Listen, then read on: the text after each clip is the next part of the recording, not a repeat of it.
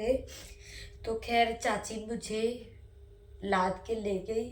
अगर वो ये वीडियो देखे तो अगर झगड़ा लड़ाई हुआ तो मुझे माफ़ कर देना प्लीज़ चाची, मैं माफ़ी मांगती हूँ तुमसे।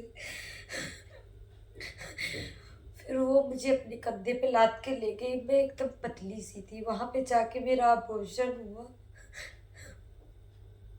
मेरा पहले क्या मैं अपनी कहानी को कभी दुनिया के सामने ला पाऊंगी कि नहीं ला पाऊंगी? कि मेरे साथ कभी जो जो हुआ था, मैं अपनी लाइफ का जो स्ट्रगल है किसी को बता पाऊंगी या नहीं बता पाऊंगी? ये सब मेरे जहन में जो बातें हैं वो बस ऐसे पूरी पूरी दिन पूरी पूरी रात बस ऐसे चक्कर से आते रहते हैं मुझे कि मैं अपनी कहानी सबको बता पाऊंगी कि नहीं। तो मैं शुरुआत कर लेती हूँ वीडियो की। नमस्ते दोस्तों, कैसे हो? आई होप आप सब लोग बहुत अच्छे होंगे। कि मैं बहुत उम्मीद के साथ आप सबके साथ ये वीडियो लेके आई हूँ। मैं सोचती हूँ कि मेरी ये कहानी पूरी पूरी दुनिया सुने, और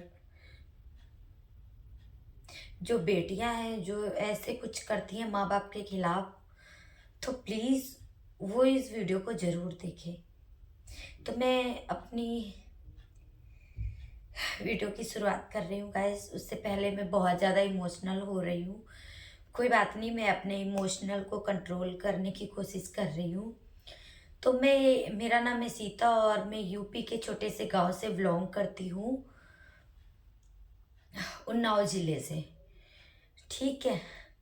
उसके बाद क्या हुआ, तो मैं बहुत ही मिडिल क्लास भी नहीं, पुअर फैमिली से बिलोंग करती हूँ, जहाँ पे मेरे माँ और मेरे पिताजी एक किसान हैं। उनके पास कुछ नहीं था। उनके 3 बच्चे थे, मैं थी, मेरी छोटी बहन थी और मेरा एक भाई था। तो ऐसे मेरी पढ़ाई चल रही थी। पढ़ाई चल रही थी, उसी बीच में उसी दौरान मेरे घर एक रिश्ते वाले आ जाते हैं। मेरे माँ बाप मना कर देते हैं कि अभी मेरी बच्ची छोटी है, नहीं करूँगी शादी। मुझे पीरियड भी नहीं आए थे। 2014 में 11 मई को मेरी शादी हुई। उसके बाद मैंने सोचा बहुत अच्छे होंगे ससुराल वाले, पंजाब लुधियाना जाएंगे, लुधियाना में जाके रहेंगे, अच्छे से रहेंगे।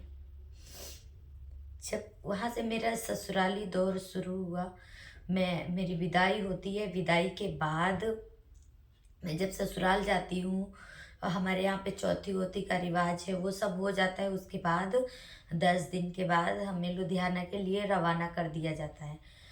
उसके बाद जब हम लुधियाना आते हैं तो देखते हैं हमारे तो पैरों के नीचे से ज़मीन खिसक गई कि मैं कहाँ आ गई हूँ।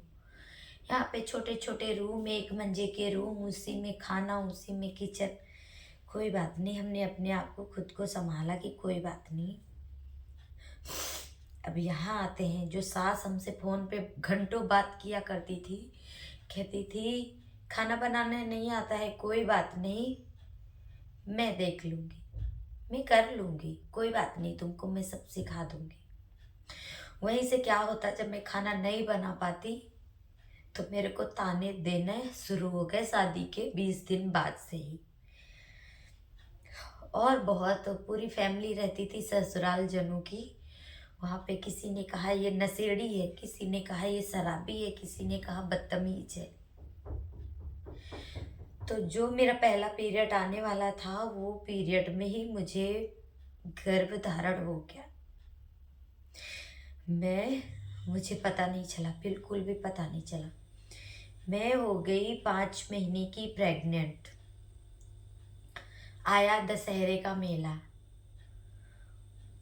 उस रात को हमने कुछ ऐसा देखा, मैंने अपने हस्बैंड को बताया, मतलब अपनी नंदों के उसमें कुछ देखा, जो अपने हस्बैंड को बताया कि हमारे अपने पति समझ के हमने बताया। उन्होंने जब फैमिली में सबसे पूछा तो उन्होंने सबने झूठ बोल के इनकार कर दिया। जिस दिन दशहरा होता है, जिस दिन रावण जलता है, उस रात को मुझे इतना पीटा गया, बुरी तरह से इतना पीटा गया मुझे, कि मेरे पेट में जो 5 महीने का बेबी था मुझे बिल्कुल पता नहीं था, क्योंकि हमें पीरियड कभी आए नहीं थे। वो पीरियड के बारे में कब नॉलेज ही नहीं था मुझे। तो मुझे बहुत तरीके से, मतलब बुरी तरीके से पीटा गया। उसके बाद मुझे खून के इतने मोटे मोटे थक्के गिरने स्टार्ट हो गए 2-3 दिन बाद। मेरे घर के लोग, मेरे हस्बैंड मेरे पास रह गए, बाकी सब गाँव भाग गए। उस दौरान मेरे पति के पास पैसे नहीं हुआ करते थे।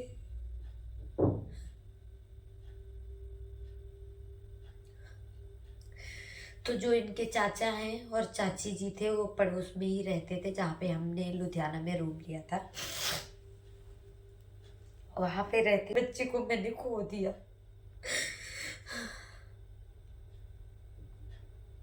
2014 से मैंने स्टार्ट किया ये सब झेलना। उसके बाद मेरे पति की जॉब चली गई, मैं पढ़ाई कर रही थी बीए की। जब मैं यहाँ से, चलो ये आभूषण वाला सिस्टम खत्म हुआ, उसके बाद आया मार्च। मार्च में मेरे बीए के पेपर थे, मेरे हस्बैंड मुझे पढ़ा रहे थे।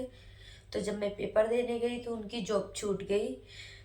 जब मैं वहाँ से आई तो मेरे जो ससुराल वाले थे, जब पेपर दे के आई तो उन्होंने मुझे घर से, कमरे से मतलब निकाल दिया। कमरे से निकाल दिया तो फिर मैं अलग बेड़े में रूम लेके रहने लगी।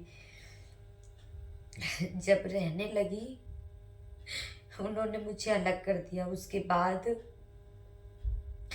जब अलग कर दिया, फिर भी मैं नहीं मानी, उन्हीं लोग के पास खाना बनाती थी। वो लोग सब फैक्ट्रियों में काम करते थे, मैं उन्हीं लोगों के पास रहती, खाना बनाती, गिड़गिड़ाती। क्योंकि माँ बाप ने तो ज़बरदस्ती में मेरी शादी कर दी थी, बट उतने दिल से मुझे नहीं मान रहे थे वो लोग भी।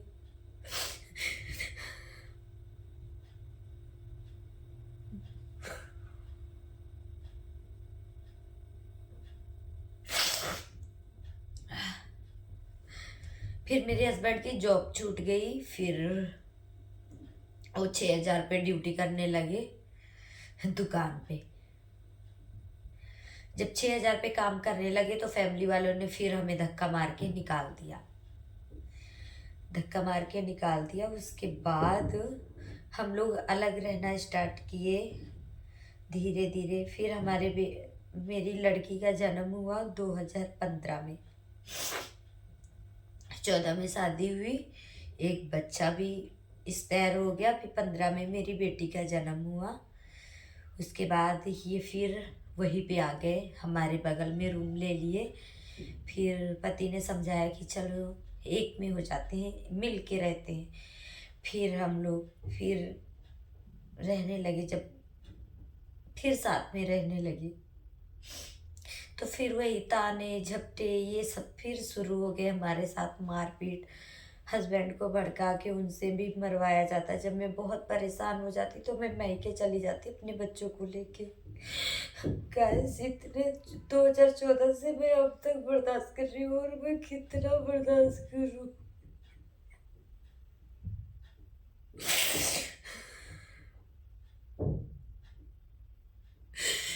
ये तो मेरी कहानी का कुछ पार्ट है। बाकी पार्ट जो है ना, मैं नेक्स्ट वीडियो में बताऊंगी, क्योंकि अब हिम्मत नहीं हो रही है।